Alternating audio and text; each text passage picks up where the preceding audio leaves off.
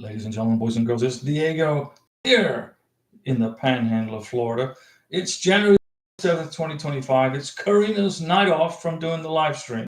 So I'm going to do the live stream, and Karina will be with us on Wednesday when she will be able to sit in and do the live stream with us. So let's start.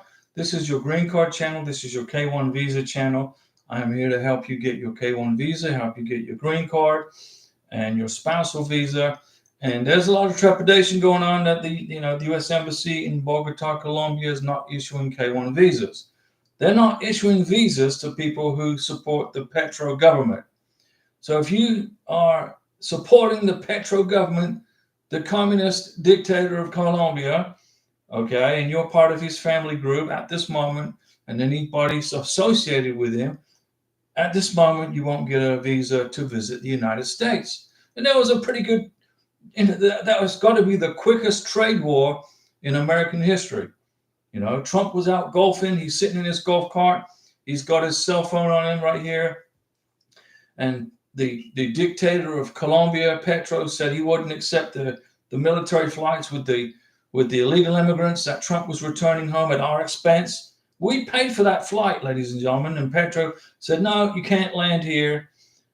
You got to show these Colombians with dignity. Well, these are people that snuck into our country illegally, committed crimes, were arrested by the police, the sheriff, or whatever, and were being sent home. So if Petro wants to send his presidential jet over to the United States to pick up these illegal immigrant criminals, then he can pay for that. And it'll save us some money, okay? But Trump said, if you don't accept these illegal immigrants, we're going to put a 25% and then a 50% trade tariff on your goods coming to America. And we blocked all your visas for all your government officials. So Petro right now cannot get access to the United States, even if he wanted to. He's stuck. And Trump's like, he did all this on his golf cart. He's like, I'm trying to play freaking golf, and I got this communist trying to tell me what to do and won't accept the Colombians back in his country. So Trump took care of it. And then an hour later, the communist dictator of Colombia, Petro, caved in to Trump. Jin, hi, Mr. Diego. Long time no see. Sorry I haven't been able to catch your lives lately. That's okay, Jin. We're here whenever you're here. We don't worry, as long as you're doing well and your family's good, we're good. We're happy if you're happy. Christopher Reese, good evening, Diego. Christopher, check this out. I don't know where it's at right here. I got the stamps in the mail, the Nancy Reagan stamps. You suggested I should buy a new set of Nancy Reagan stamps and don't open the package. So I did. I think they're right here. Let me show you. I'm going to go off camera for a second, see if I can find them. And so right here are those Nancy Reagan stamps. So I got them, and I'm not going to open the package. This is for Karina, in 20 years from now. Just going to leave it sealed up. Christopher Reese, good evening, Diego. What's going on, Christopher? Jen, if you recall, I got my work permit and I got an RFE I submitted that in June. And now my timeline for my husband's green card went from 2 months estimated time of mine to 3 months when Biden did that same thing for those. So, okay, Jen, if you responded to the RFE correctly, you'll get the green card. You didn't get an NOID, which is a notice of intent to deny. You got an RFE, we just need more stuff. So you just got to wait it out, okay? That June, now the timeline for my husband's green card went from 2 months to 3 months. You'll get it. Just hang in there. And I forgot, I didn't have my Mountain Dew with me. I forgot to bring my Mountain Dew. So I can't give Mountain Dew salutes. Mr. Najas, hi, Mr. Diego. Green card approved yesterday. Congratulations. Excellent. That's good job, Mr. Najas. I knew it was going to get approved. I knew it. And you did. You stayed patient. You stayed patient and you got it. Congratulations. Jin, married to a U.S. citizen, pardon. Then my estimated response went to 10 months. Have you seen any delays with the green cards? Green cards are 6 to 9 months. We were at the finish line and then got extended. That's what happens with an RFE. Don't worry about it. You got it processed. You resubmitted the information, and now you just wait it out. You've got it. Rohit, hi, hope you're doing good. We're good. How are you? What to do if it's been 10? What to do if it's been 10 what? Rohit, 10 what? What are we talking about? Jin, I'm thinking USCIS pushed our apps behind to try to push those applications people did, then it got blocked. I'm so upset. Don't know what the holdup is. Whenever there's a holdup at immigration, it's usually because they're understaffed or they're doing more further investigation on a green card application. But most likely, it's because they're understaffed. They need to hire more people. Let me see. Christopher Reese, that's awesome. Put them in a plastic sleeve. They're right here. So they came in this, but I'm not even going to open this up. I'm just going to leave it all sealed up. Maybe that'll add some value. I don't know. That's a good idea. Jin, congratulations, Mr. Nahas. That's correct. Congratulations from us too. And Rohit, what to do if it's been 10 months since biometrics on I-485? No one answered a call or chat in USCIS. What do I do? It takes 6 to 9 months to get a green card. You did your biometrics 10 months ago. What I would do is write a letter. Wherever it is you sent your green card application to, there's only 4 places in the United States you're going to mail a green card application to. Okay, there's 4 places: Louisville, Texas; Chicago, Illinois; Tempe, Arizona; and Elgin, Illinois. So wherever you send it, write them a letter, make a copy of the letter, and ask them what's going on. Say, what's going on? 10 months is kind of too long. It's too long. You should have got it by now. Christopher Reese, if you get your hands in some Eisenhower stamps, they're money too. My 8 cent worth $300. Wow, okay. See what I can do. Maybe I should start collecting stamps. It seems like a new hobby, right? Francois Livingston, good evening, Diego and Karina. Take a second and go get the Mountain Dew. Francois, you are top of the class. Ladies and gentlemen, boys and girls, give me 30 seconds because I got to give Mountain Dew salutes to people, and I can't do it if I don't have any Mountain Dew in front of me. So I'm going to go get it.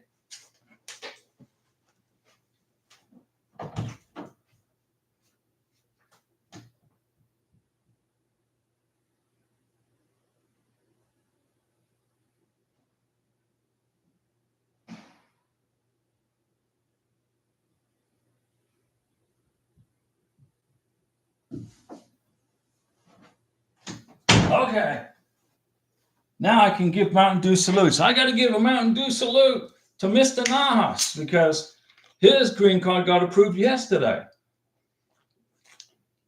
Mountain Dew salute. Sorry about that. I was gone for like 7.6 seconds, and that's traveling at normal speed. Congratulations, Mr. Nahas, says Jin. I'm going to look for some Eisenhower stamps. That's a good idea. I'm going to start collecting stamps. I got to find something to do. Jin, thanks, Mr. Diego. You're welcome. Francois, I got some Mountain Dew. Let me see here. I don't want to miss anybody. Thanks, Mr. Diego, says Jin. And what's in the envelope, says Jin. Well, in the envelope, let me show you. In the envelope are these Nancy Reagan stamps. So what I did, Christopher said, rebuy these and just don't open the packet. Or something like that. So I repurchased the Nancy Reagan stamps, and that's sitting in. I'm just not going to open them up. Just going to let them sit. Just going to let them sit. And in 20 years from now, hopefully they're worth a lot of money for Karina. Rohit Nahas, how long did it take for your approval? Was your NBC USCIS National Benefits Center? Mr. Nahas, thank you, Jin. Hope you will get it soon. And Christopher Reese said it's Nancy Reagan stamps. Yeah, right here. Nancy Reagan, the President Reagan's wife. Francois, I'm here to listen tonight. Well, come on, Francois. You just relax, put your feet up, and listen to the live stream. Hi, everyone, says Jean. Everyone, I have been following Mr. Diego since I submitted my now husband's fiance application this summer of 2022. I have done it all on my own with his guidance and no issues at all. He is the best. Well, Jean, that's a Mountain Dew salute. I am so glad that we were able to help you get this green card process done without paying an immigration attorney.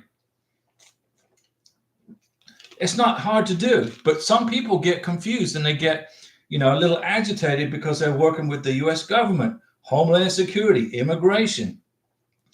But you don't try not to be overthinking this process. If you need me to help you with your green card application, with your K-1 visa application, spousal visa, that's why I'm here. Okay, I'm here to help you, and I'm glad that I was able to help you get through this process, Jen, without having to pay anybody. Now, I'm not an immigration attorney. Okay, I don't give you any legal advice, and I never worked for USCIS, although I probably should. I just have 10 years experience doing this. I've helped hundreds of people get their green cards, get their K-1 visas approved.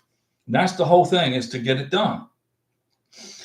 Larry Piercy, great time celebrating Gulf of America. What kind of camera were you using? It's a Canon M50.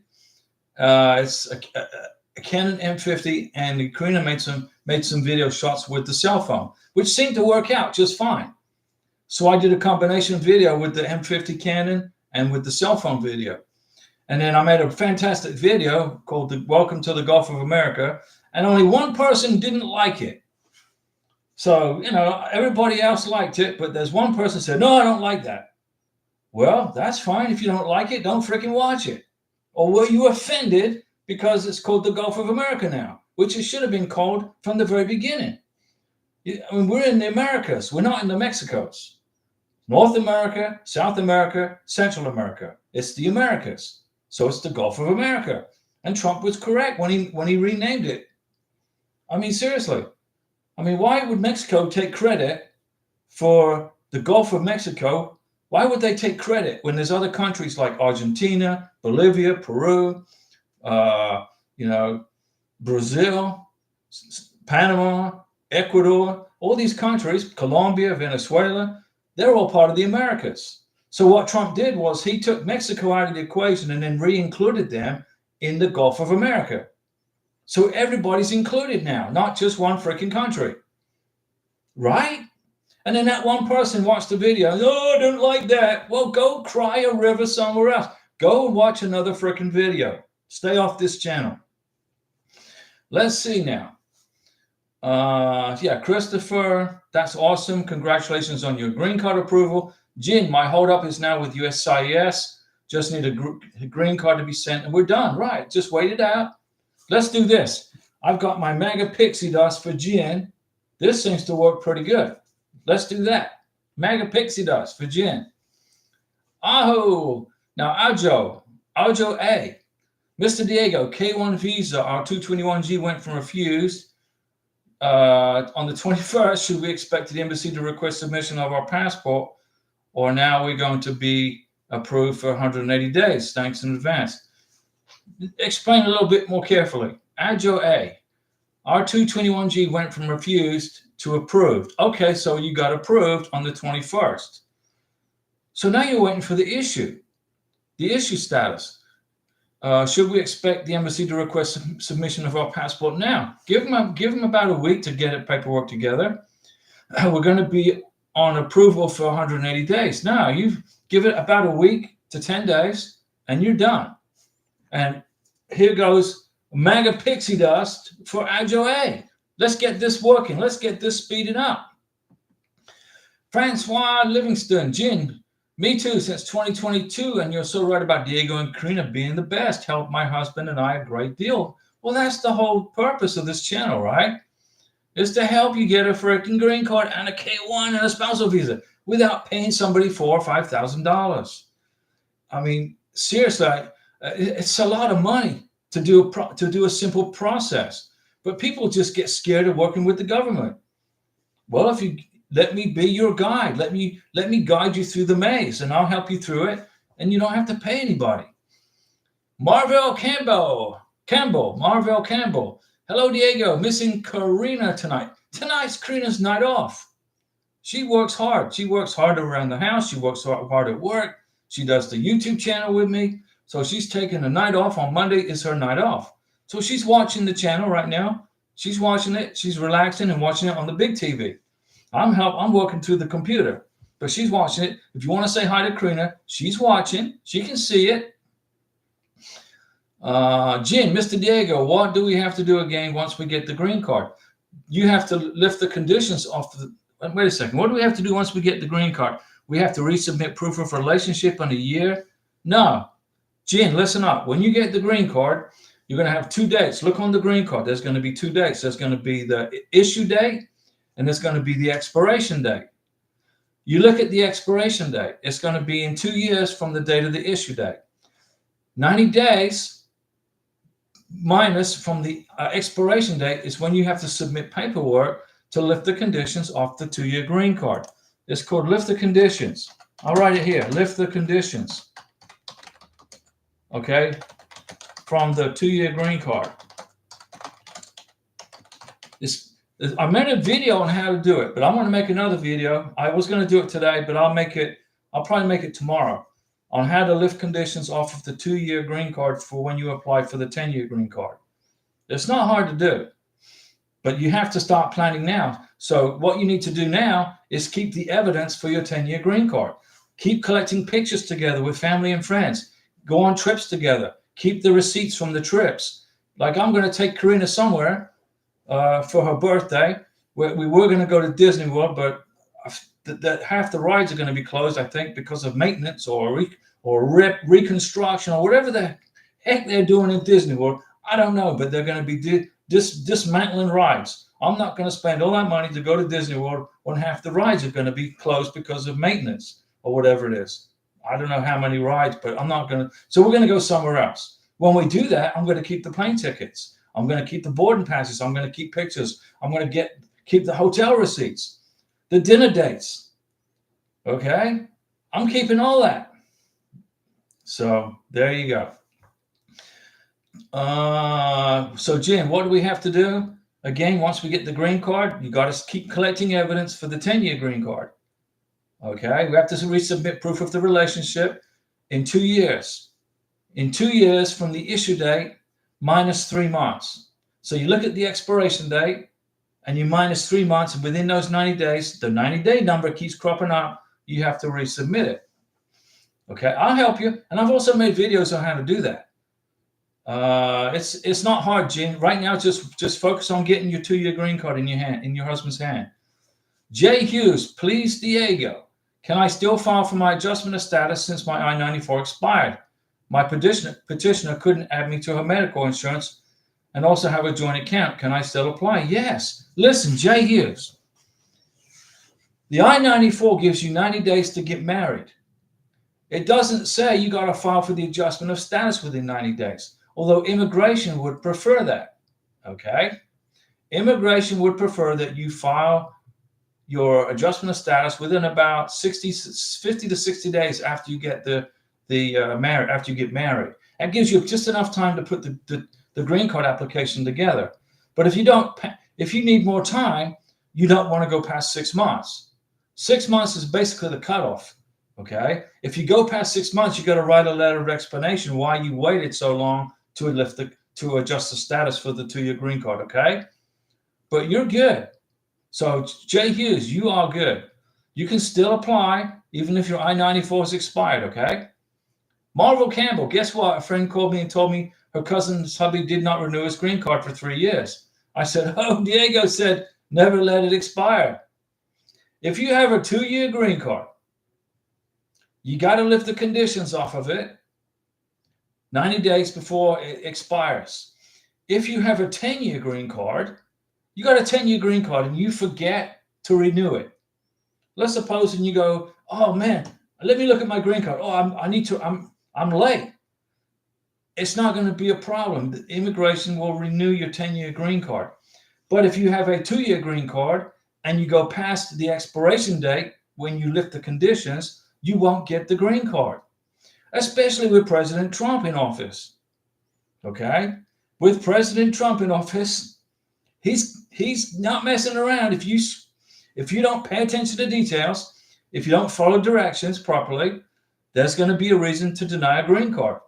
Okay, especially if you wait 3 years after it expired. Don't do that. Christopher Reese, forgot to tell you, I got my I-134 done due to your help. Well, I'm glad. I've even done my 864. Just got to make some modifications when that time comes. Now, listen, Christopher, focus on the I-134. The 864 is good that you practice to fill it out. It's a practice run to fill it out. But it could expire by the time you get to that point when you apply for the green card. Remember, the joint sponsor, the sponsor signs the 864. The beneficiary signs the 485, and the civil surgeon signs the 693. You got to repeat the medical exam when you go and when you apply for your 2-year green card. You got to repeat the medical exam. You got to make sure you got all your ducks in a row. Make sure you include the marriage certificate, any certified divorce decrees, annulments, death certificates. You got to stack it up. You got 50 or 60 days to create a fantastic green card package. Okay, you can do it, guys. Let me see here. Don't worry about the 864 right now, Christopher Reese. Focus on the I-134. You never know, that 864 could expire. And then you got to redo it again. Marville Campbell, she's like, what should he do? I don't know. Well, if his green card has been, does he have a 2-year green card or a 10-year green card? What, Marville, what kind of green card does he have? You said he didn't renew his green card for 3 years. Is it a 2-year green card or a 10-year green card? Help me out here so I can help him. I'll give you the answer. I just need to know what the length of time is on the green card. So he has a 2-year green card and he didn't renew his green card. Well, he would have got a letter. He's going to get a letter probably very soon of deportation. If you have a 2-year green card and you don't lift the conditions off of that green card within 90 days before it expires, within about a year or so after that, you're going to get a letter from immigration saying you are being processed for removal from the United States of America. Okay? So he's going to get a letter of removal. With Trump in office right now, it's going to be a quick removal. Okay? So he's in trouble. Now, I'm not going to sugarcoat it. I'm not going to tell you something nice when it's not. Okay? I can't even put any MAGA pixie dust on that because he's done. He's going to have to go, if he wants to, he can go in front of an immigration judge and explain why he didn't lift the conditions off his 2-year green card. He's got a choice. They're going to send him a letter saying you're being processed for removal from the United States. It usually takes about 9 months to 18 months after you go past your expiration date. He's going to get a letter, and it's going to say you will be facing an immigration judge. He can go in front of an immigration judge and plead his case. Okay, and say, I'm sorry, I just forgot to lift I didn't know what I had to do. Now he knows. He's going to get told. If he can plead his case and shows that he's established a residency and a strong ties to the United States, an immigration judge will probably let him stay in the United States. Give him a slap and maybe. But with Trump in office, I don't know. So right now, he just needs to wait for the letter from USCIS. It takes about 9 months to 18 months to get the letter. So that's for Marville Campbell. Let me see. Larry Piercy, who? Mr. Nahas, Rohit, it took us 7 months. Larry Piercy, who didn't like it? I don't know. When somebody watched I made a video with Welcome to the Gulf of America, and somebody hit the I don't like it thing. So I don't know who it was. I don't care who it was. It's irrelevant. I don't care. If you don't like what we make, then don't watch it. You know, if you want to cry a little pity party, no, I don't like that. Well, okay, go ahead and do it. I don't care. Because this channel is to help you get your green card, to help you get your K-1 visa, okay, your spousal visa, even a tourist visa. Now, the U.S. Embassy in Bogota, Colombia, has been handing out letters to people who were waiting in line for their visa interviews, saying your visa interview has been canceled.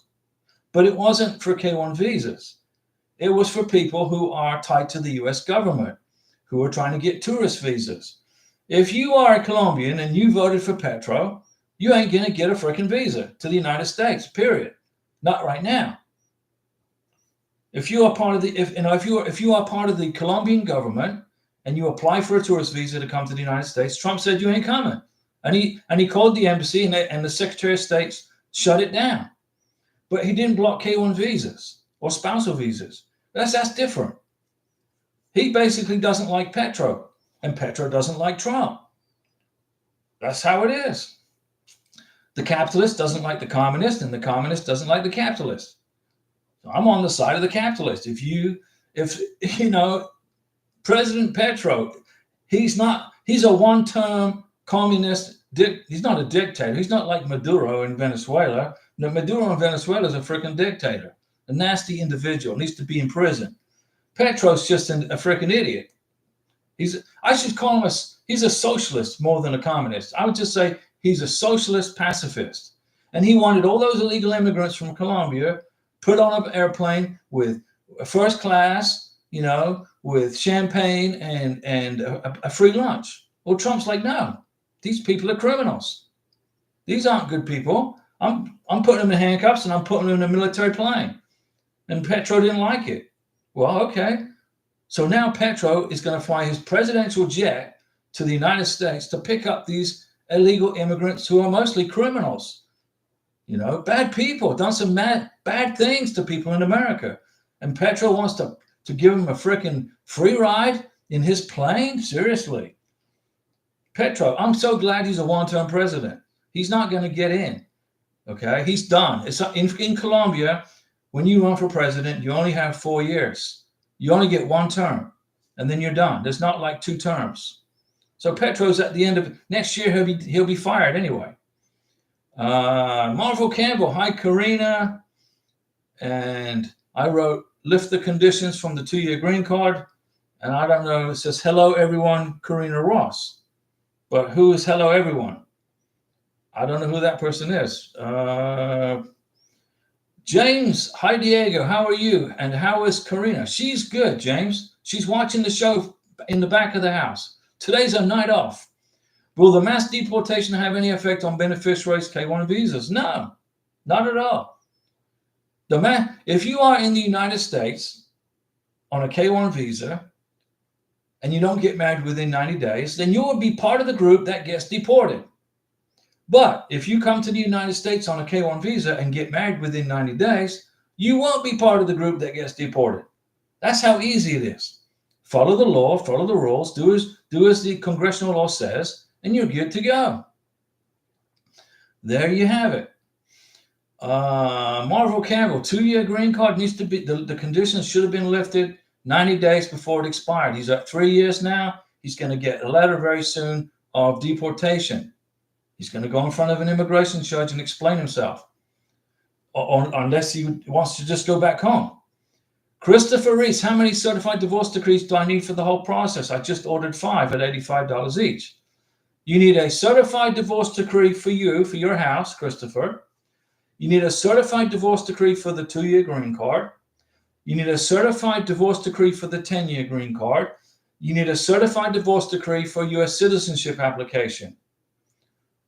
5 is the perfect number, okay?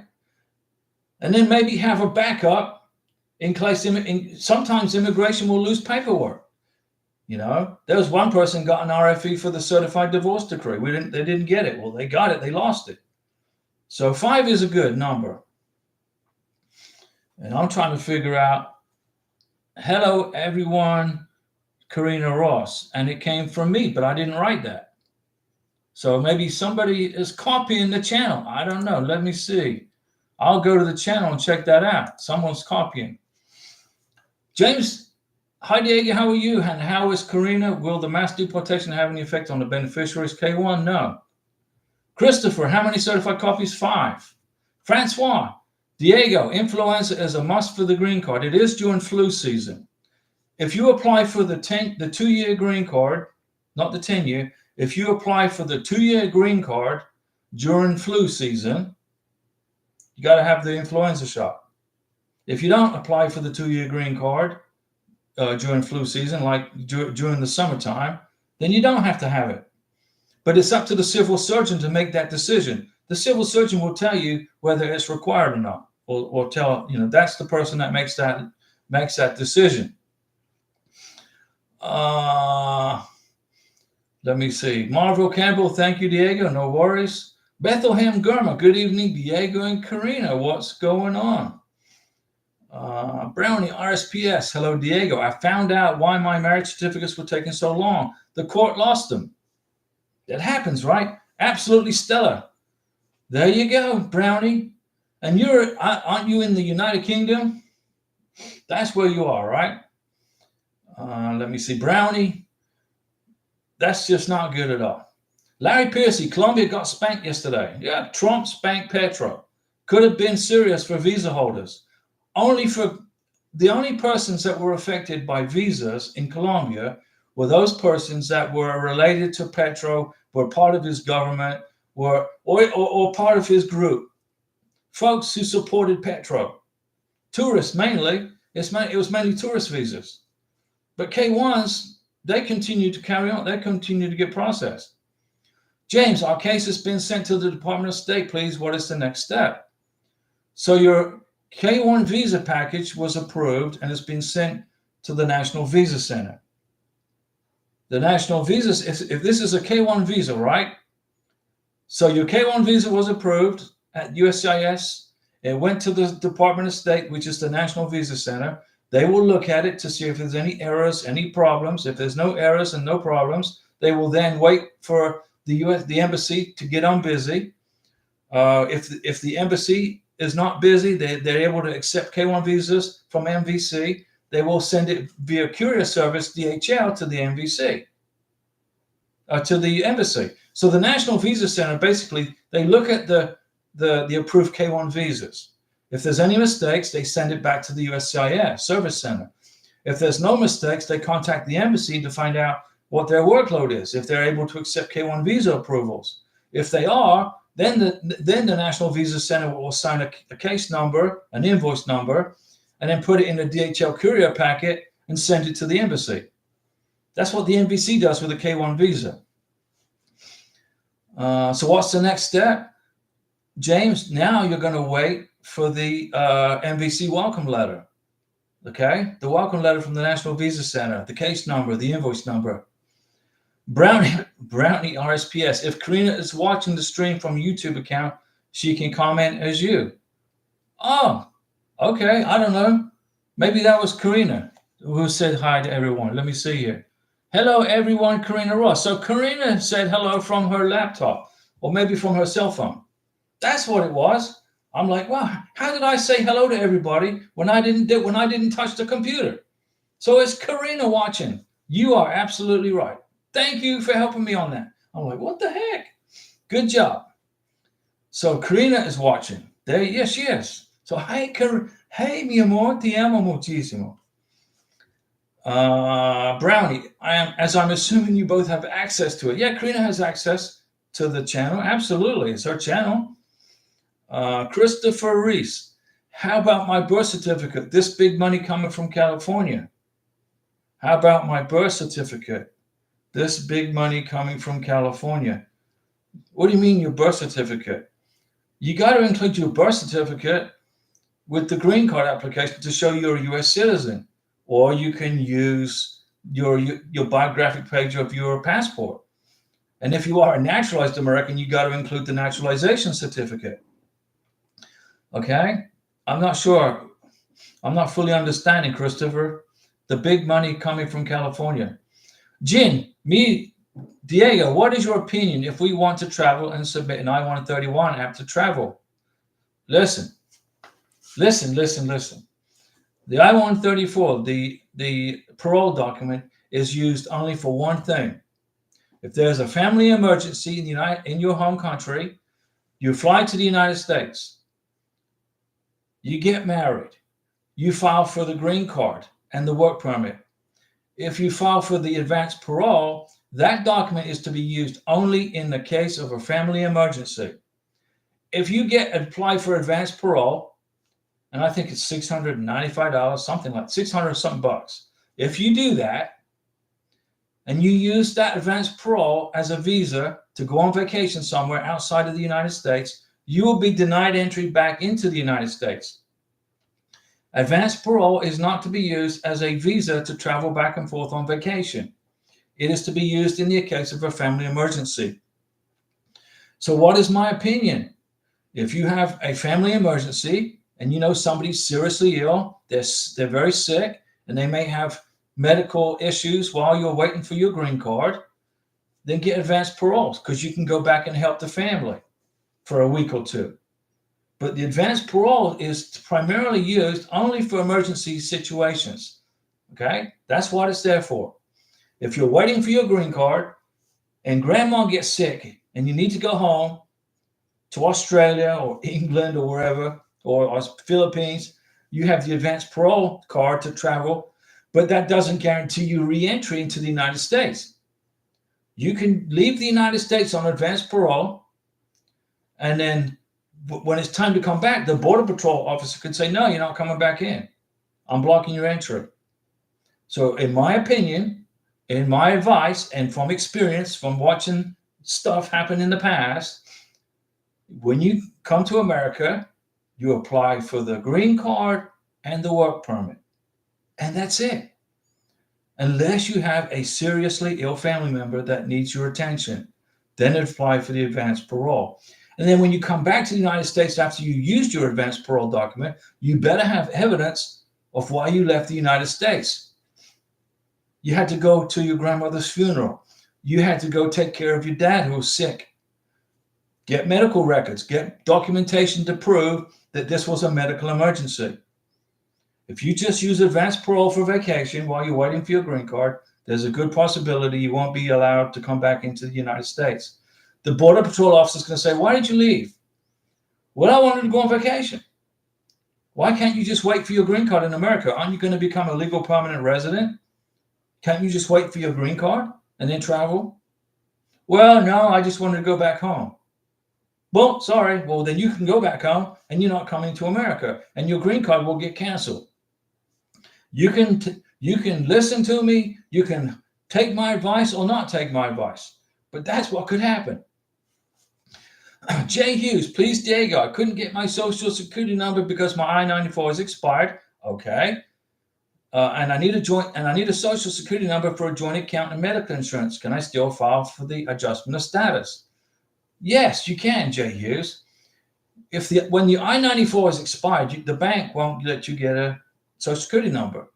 And you can't get on medical insurance. So you can apply for the social security number on page 2 of USCIS form I-485.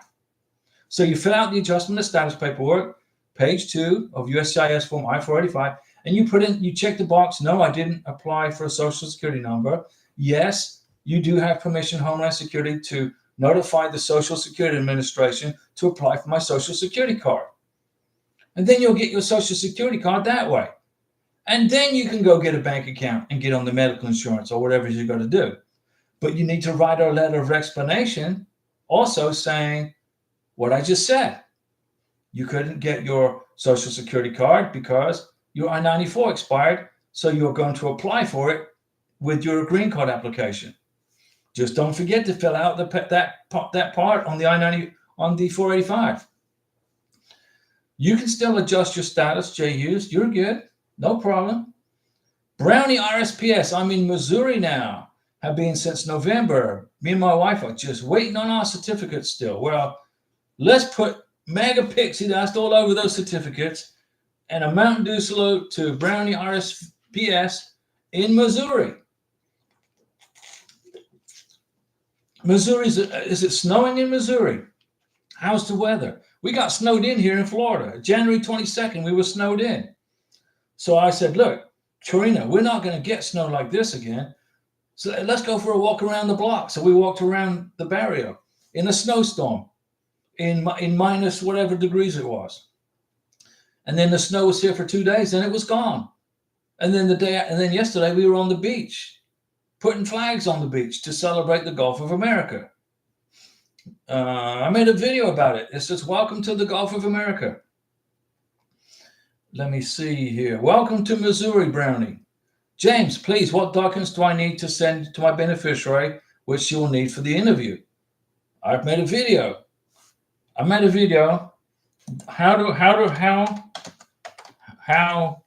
arrange documents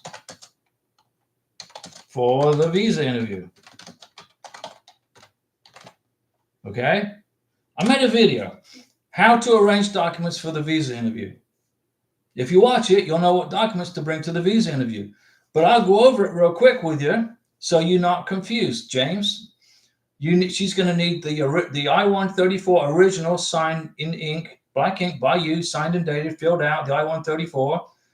I would say your last 3 tax returns, 1040s, your last tax transcript, 6 months worth of pay stubs, a letter from your boss saying where you work and how much money you make and how long you've been working there, 12 months worth of bank statements, proof of your U.S. citizenship, a blown up copy of your biographic page of your U.S. passport, if you're a naturalized American, plus your naturalization certificate.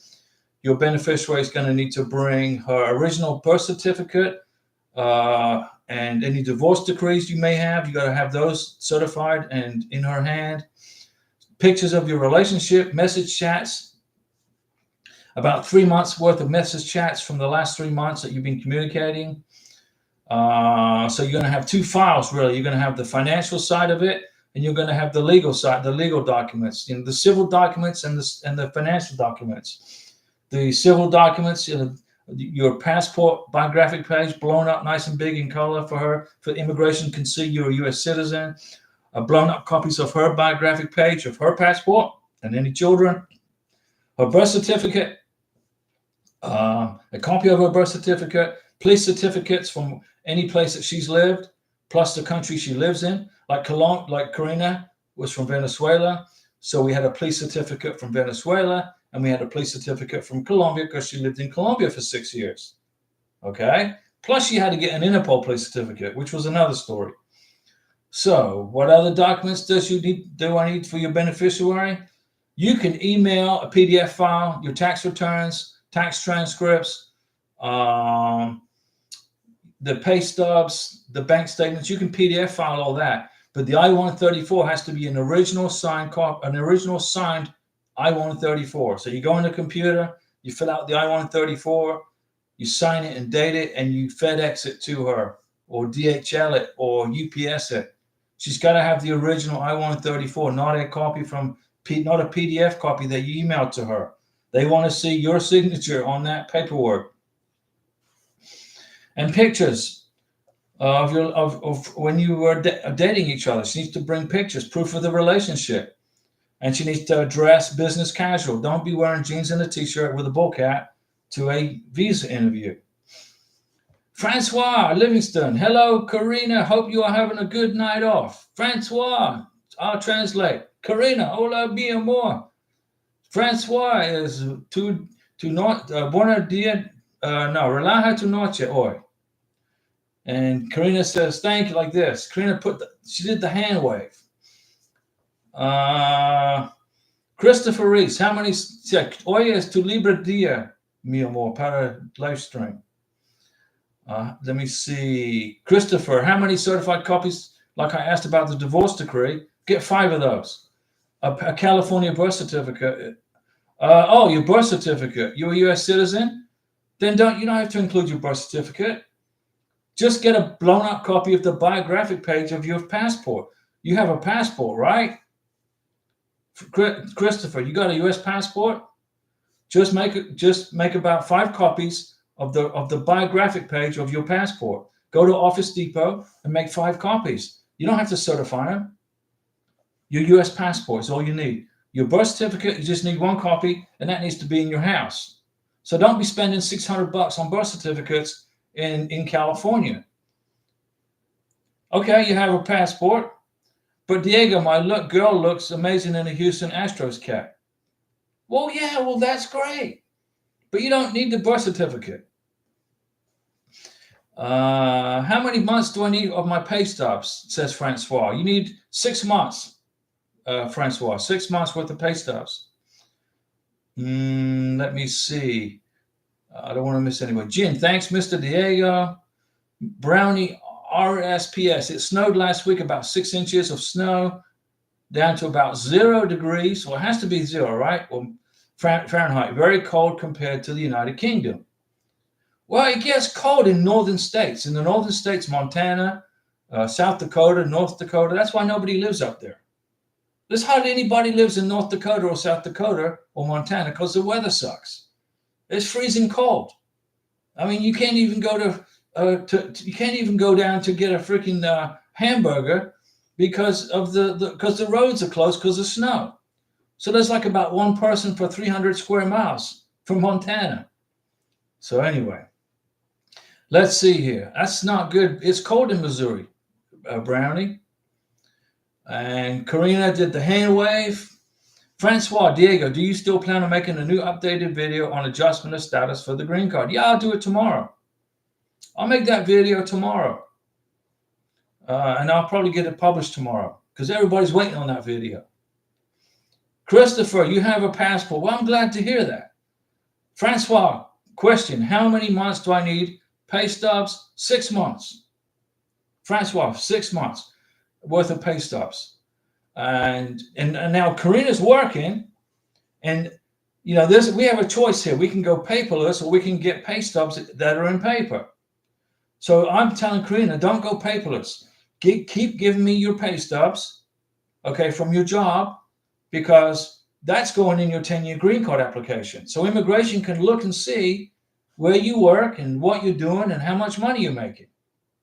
Okay? So if you are a beneficiary, you come to the United States, you get married and everything's peachy cream, and then you start a job, keep your pay stubs because you can include those with your new husband or wife's pay stubs who's a U.S. citizen, and you got double pay stubs, the beneficiary and the sponsor. The stronger the green card application, the better, right? Remember, when you go for your 10-year green card process, more than likely you're going to have a scary visa interview. But it's not going to be scary because President Trump, I got a feeling, is going to change the process and he's going to make everybody go to a visa interview for a 10-year green card, maybe even for a 2-year green card. If that happens, don't panic. Just make sure you have all your evidence. You got all your ducks in a row and you know, everything's good. Let's see here. James, thanks a lot, Diego. Greetings to Karina. No problem, James. And I just hope I helped you out with that. I gave you a good list of stuff, but I'll make a video tomorrow, and then y'all can watch the video on how to lift the conditions. What is it? Let me see. What does Francois want? How many months do I need pay stubs? Francois is asking, am I going to make a video on the adjustment of status for the green card? I can do that. I can do that. And Francois Livingston, gracias, Karina, por el saludo. Larry Piercy, Diego, why are you not cleaning the home with Karina while Karina is at work? I do. I did cleaning today. I had to clean up a little bit of a mess today. I do. I work at that. I work around the house. I repainted the house with Karina. I repainted the whole freaking house. It took 5 months, 4 months, something like that. Ooh, that was a ton of work, I tell you. Now I got all the pictures back up on the wall. So that was a lot of work. And Karina helped me paint the house. She was in there like a champ. While she was waiting for her green card and waiting for her work permit, she was helping me do stuff around the house, painting, and she put this desk together that this computer's on. Karina bought me this desk and this chair, and she assembled it. I'm like watching her put this thing together, and she did it, boom. I'm like, man, Karina, you should be a mechanic. No, I help around the house, absolutely. Karina's watching. She'll tell you. So what questions? Okay, so tomorrow I need to make a video on how to adjust status, right? And also make a video on how to lift conditions off of a 2-year green card, right? Those are 2 videos you guys want. Is that right? Let me drink some Mountain Dew here because I'm getting a dry mouth. It's because of the weather here. It's 60 degrees Fahrenheit, and 3 days ago it was like 12 degrees. What's up with that? We had a big snowstorm, but that's okay. Karina, she loved it. She made snow angels out in the backyard. And today I went to Office Depot. I got some new printer. I got some new printer ink right here, right? Because I'm going to keep printing pictures. Karina and I are going to keep doing stuff together with friends, and we're going to keep printing pictures for her 10-year green card package. The printer's on the floor. The process doesn't stop. It doesn't stop. Once you get married, you get your 2-year green card. You still have to keep on collecting evidence for your 10-year green card. And then when you get your 10-year green card, you got to start planning for U.S. citizenship if you want to. If you don't want to become a U.S. citizen, you can keep renewing your 10-year green card every 10 years. You can do that, but it's just a pain, right? Doing all this. It's not so hard to, when you renew a 10-year green card, you don't have all this freaking paperwork evidence. You don't have to have medical exams and none of that stuff. You just renew it. You've got a 10-year green card. It expires. You renew it. You just fill out paperwork and send in the money, and that's it. When you get your medical exam in the United States by the civil surgeon, it's good forever. So you get to America, you get married, you have a medical exam done, you put it in the green card application for your 2-year green card, and it's good for eternity. When you apply for your 10-year green card, you don't need a medical exam. You need 2 medical exams, one for the embassy interview and one in the United States for the green card. The 2-year. When you go apply for the 10-year green card, you do not need a medical exam. You do not need police certificates. When you file for your 2-year green card, right? So let's take Francois, for example. She's going to help Hamid put his 2-year green card package together. You don't need police certificates from Morocco. You don't need police certificates from Nigeria.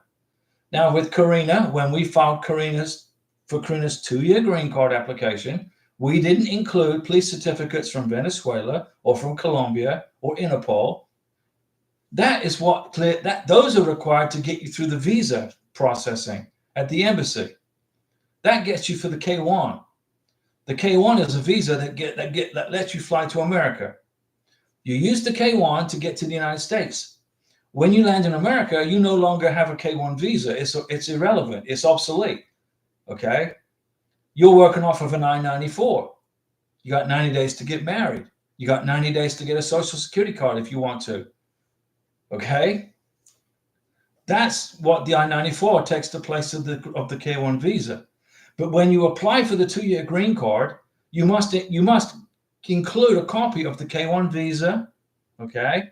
Your approved, your NOA2 letter, your approval notice, the I-797 notice, okay? This is the approval notice for your NOA2 letter, the K1 visa, the biographic page of your beneficiary and the U.S. citizen's passport, okay? Boom. I'll make a video. So I'll just make a video so you guys can watch the video if you don't know how to do it.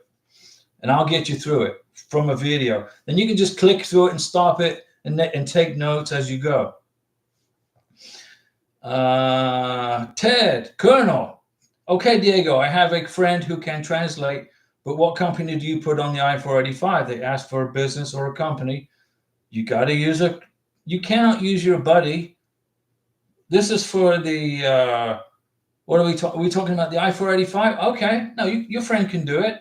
Your friend can translate. What you do is you put the friend's name down and email address and phone number and address. Karina's friend from Venezuela, Brenda, she translated the paperwork for Karina, the I-485. I translated the 693 for the civil surgeon.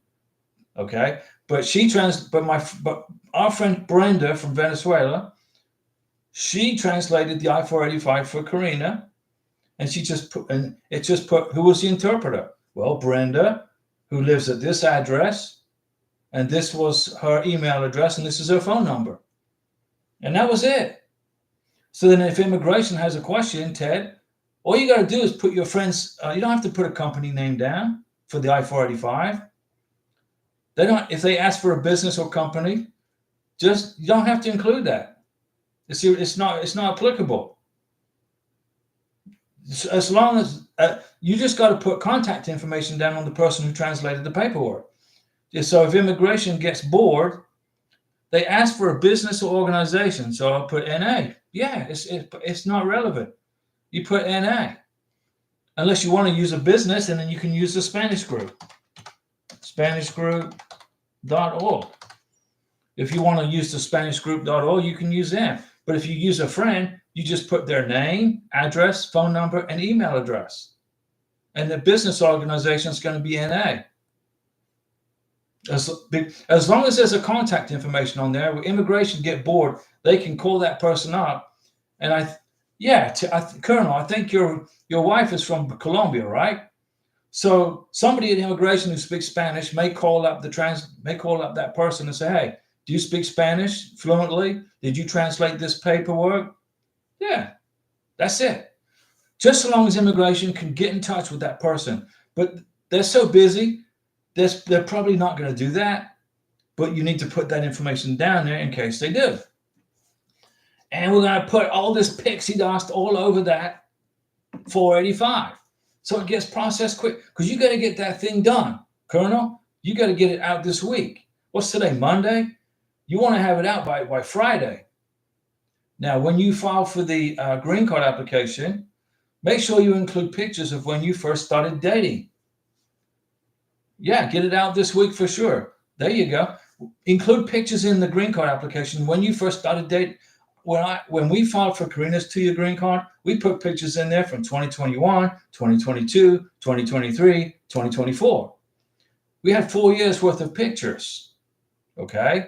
Even though 2024 technically was only 2 months worth, it was still 4 years worth of pictures.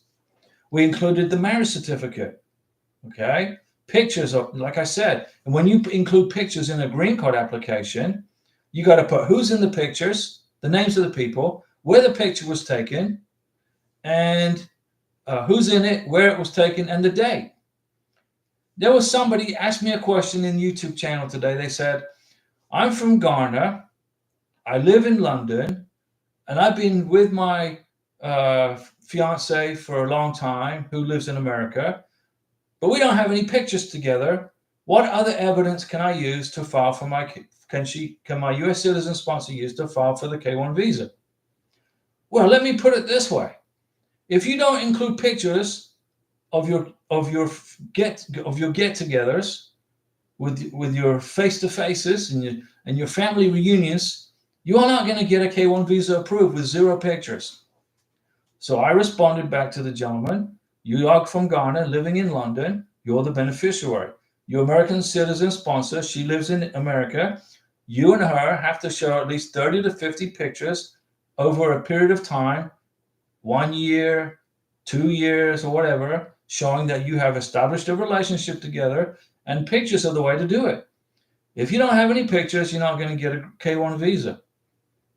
Okay? If you submit a green card application and you don't include any marriage photos, or you're going to get an RFE. Where are your wedding pictures at?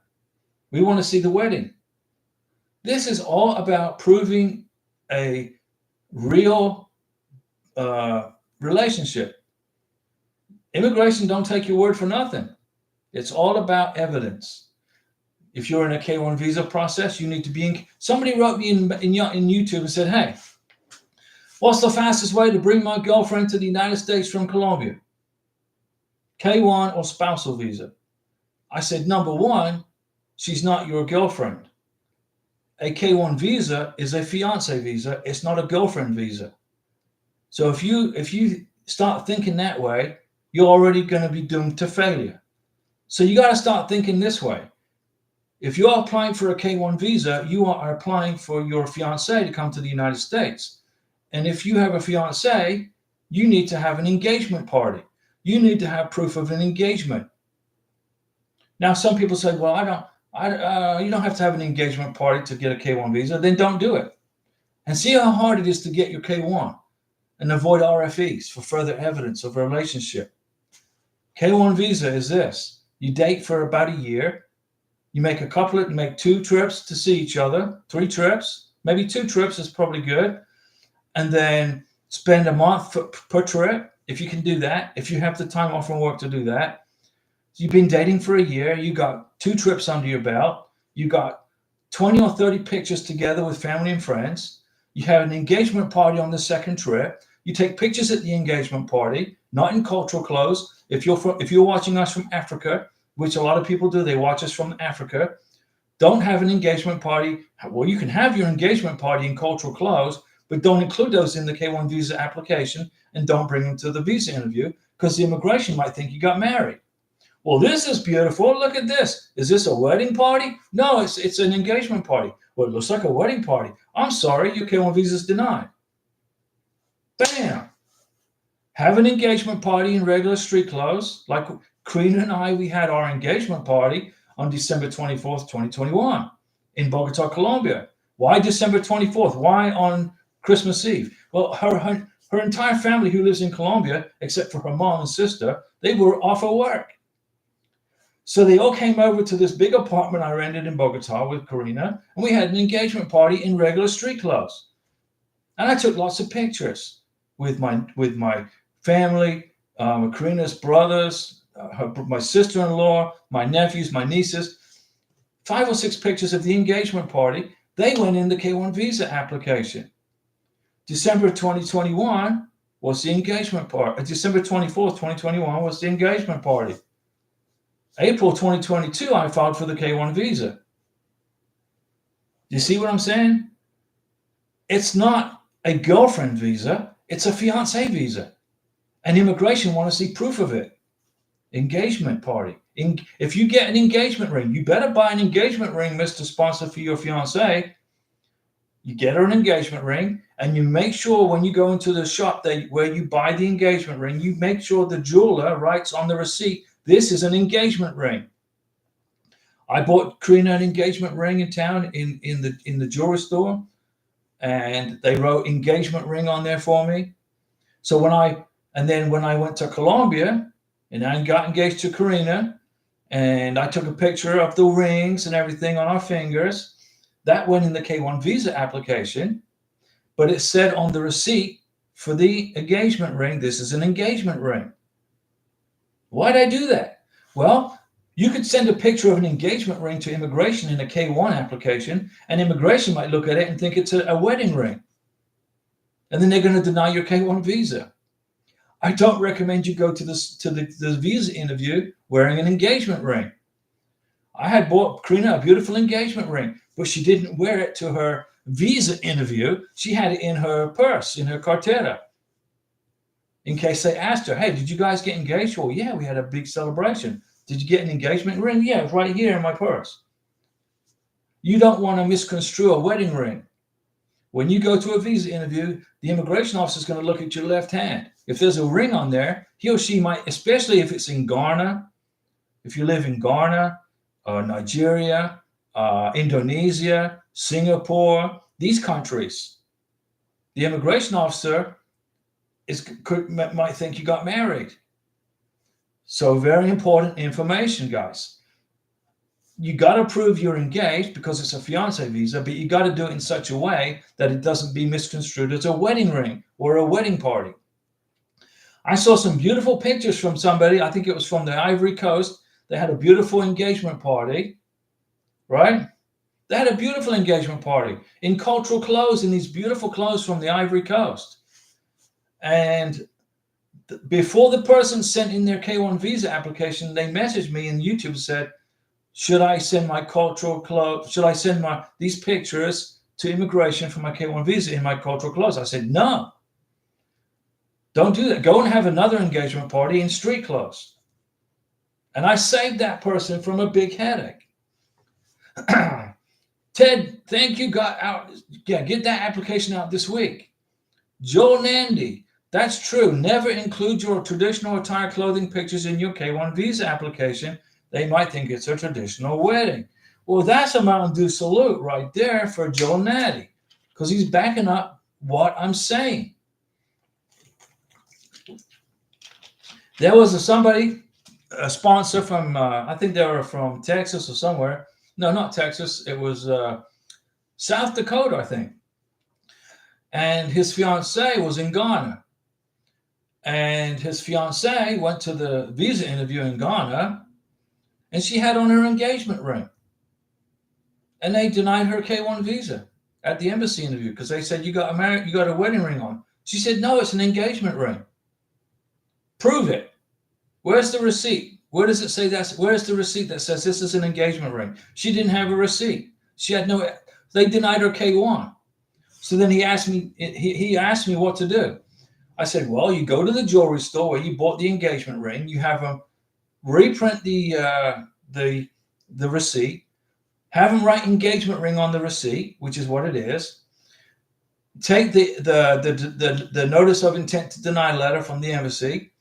Attach it to your K1 visa approval application, your NOA2 letter, and write a letter to immigration and say, please reopen this case because it's not a freaking wedding ring, it's an engagement ring. It took 9 months, but the USCIS reopened the case and reapproved the K1 visa.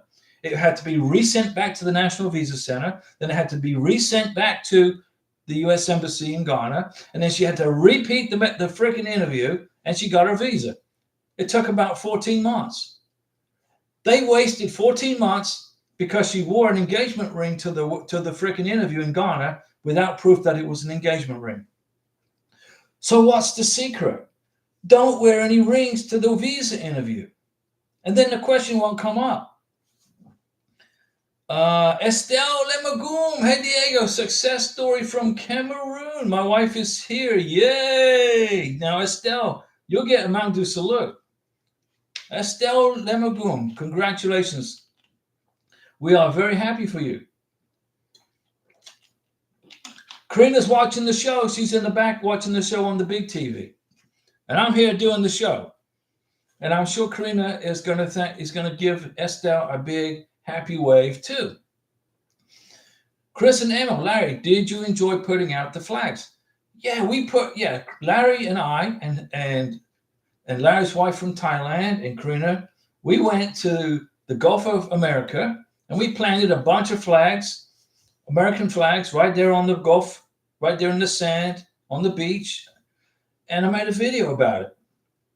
And it seemed like people liked the video, but there's one person that didn't like the video. And then then somebody else posted some there. It's not the Gulf of America. Get your facts straight. I'm like, dude, I really don't have time, okay, for stuff like that.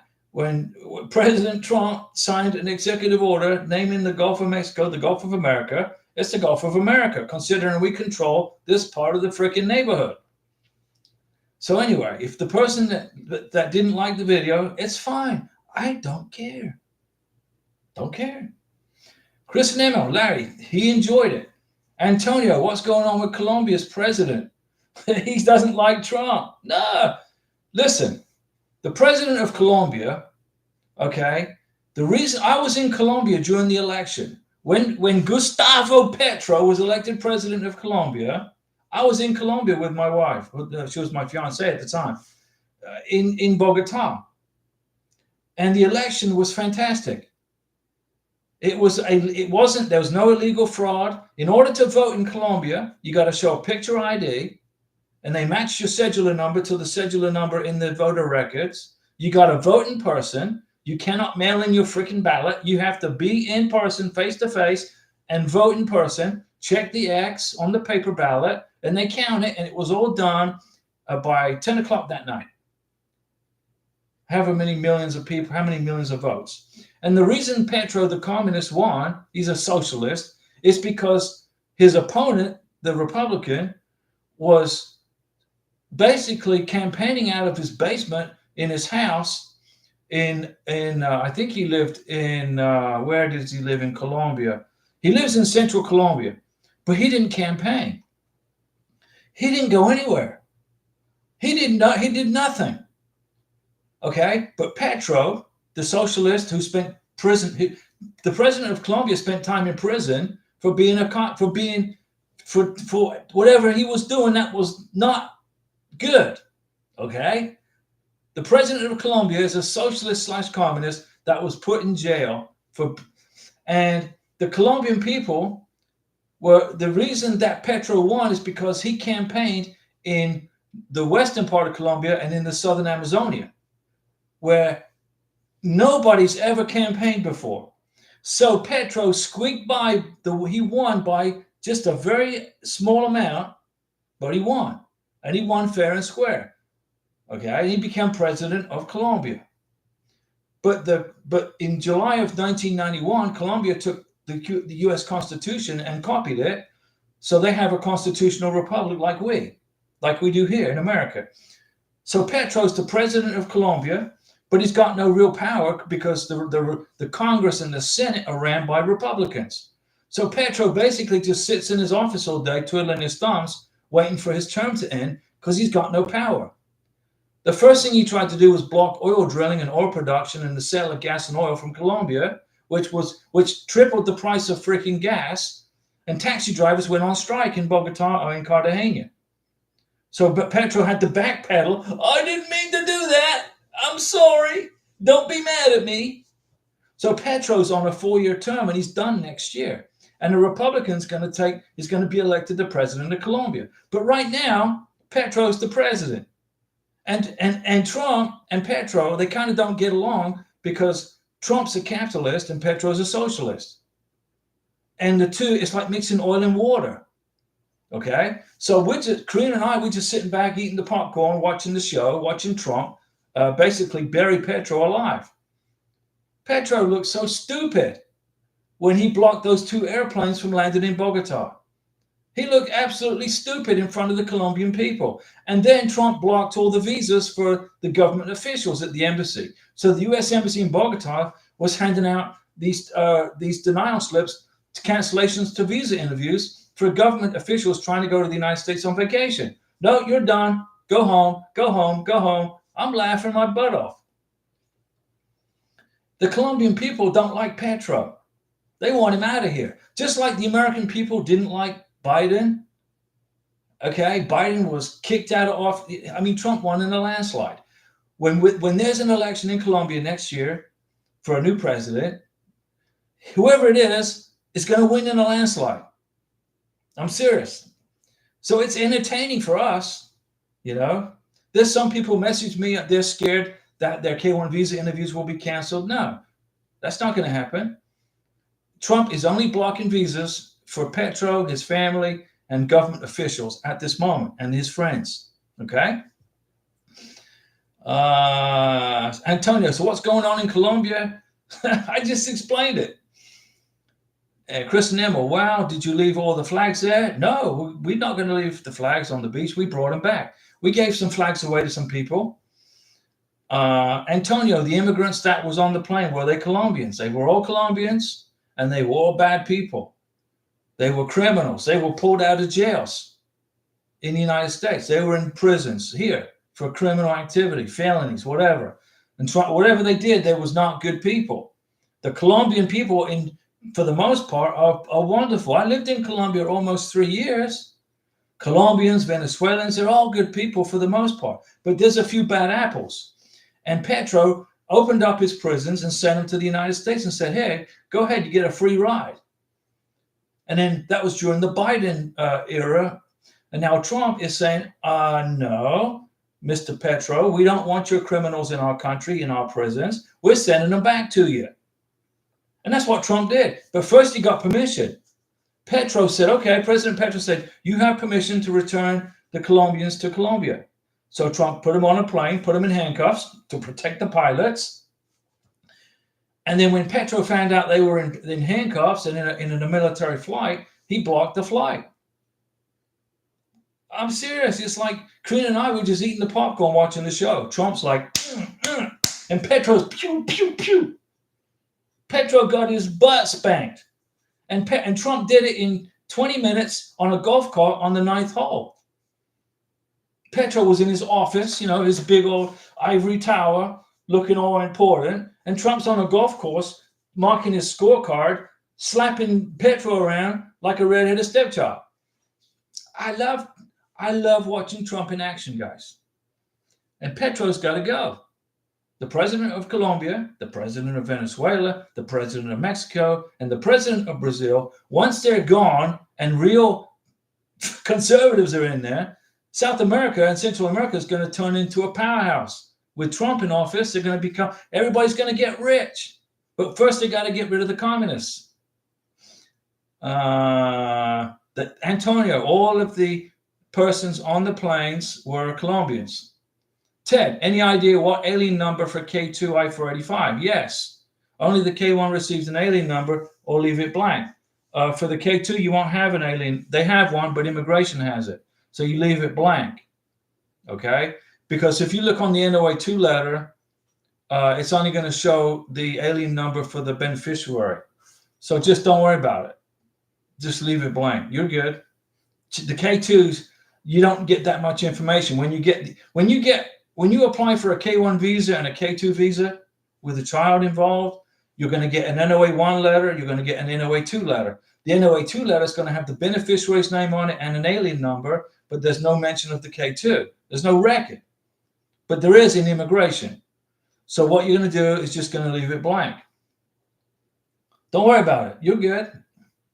But you got to file 2 separate green card applications, one for your wife and one for your stepdaughter. So don't worry about it, Ted. You're good. Jay Hughes, please, Diego, do I need a cover letter for my adjustment of status form? Yes. A cover letter makes it easier for immigration, for the consular officer, the immigration officer, to review your green card application. You want to make the green card application as easy as possible for the immigration officer to review it. So you got a cover letter. It says from you, where you live, your name, your address, your phone number, your email address, to the address where you're mailing the green card application to. It's either going to be Tempe, Arizona, Chicago, Illinois, Louisville, Texas, or Elgin, Illinois, to USCIS, whatever that address is. This is a cover letter for my 2-year green card adjustment of status, or CR1 green card, however you want to address it. And then put number 1.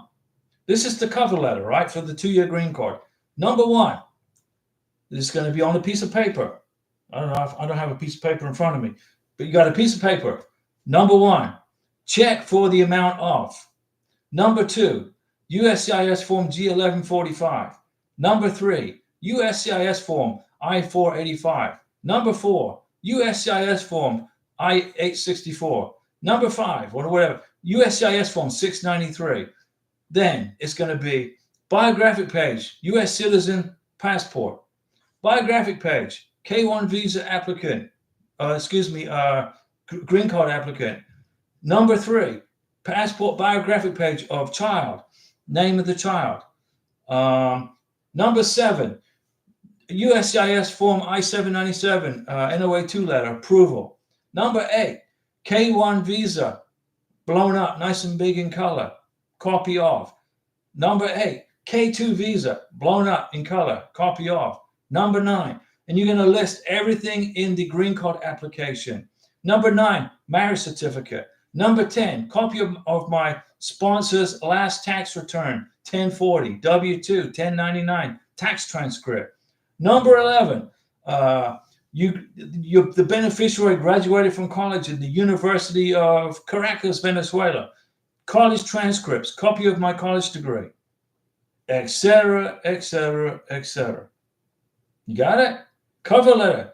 And then the immigration officer can see takes the cover letter and then knows what's in the freaking green card application. It's like an index to a book, right? You can do this. I got faith in you guys. And Ted, leave blank the information on the K2. You don't have that info. Antonio, hey Diego, can my wife use our daughter as a dependent on her taxes if she doesn't have a green card yet? Our daughter doesn't have a green card, but she got my social security number. My wife got a green card. Now, the tax process is different now. I don't know if you can claim children on your taxes anymore on the 1040, but if you can include your daughter, yes. Most definitely. If she has a social security number, You can claim her as a dependent, but when I do my taxes, it's just Karina and I. So I just do a 1040 easy form. It's very easy for me to do taxes. But if you're including a child, what I would do is ask a CPA. You can use your daughter as a dependent, but where that child goes on the 1040, I have no idea. I'm sure there's a spot there for the child, for her name, her full name. But yes, you can. Francois, good night, Francois. See you on Wednesday with Karina. That's correct. I've been talking an hour and 20 minutes, guys. I'm going to go see Karina, see how she's doing. She's resting up. Tomorrow she's got to get up early for work. I want to put a lot of MAGA pixie dust on everybody for your green card, your K1 visas. Antonio says, yes, if there's a spot on the 1040, I was trying to make sure because she does have a social security. If she got a social security number, you can put her on there. I just don't. It's just Karina and I. So I don't even look for that spot. But if there's a location, go ahead and do it. But verify what I said with a CPA. Okay? Or go to H&R Block and say, hey, I got a quick question. We'll see you guys on Wednesday. Okay? Today's Monday, Tuesday, 27th. So the 29th of January at 6 p.m. Central Time, I'll be back and Karina will be sitting in that chair right there. And we'll see you then. Thanks for spending time. We hope you learned some new things today. We hope you liked the live stream. And to that person that didn't like the video I made on the Gulf of America, okay, well, I don't care. I don't care. See you guys on Wednesday.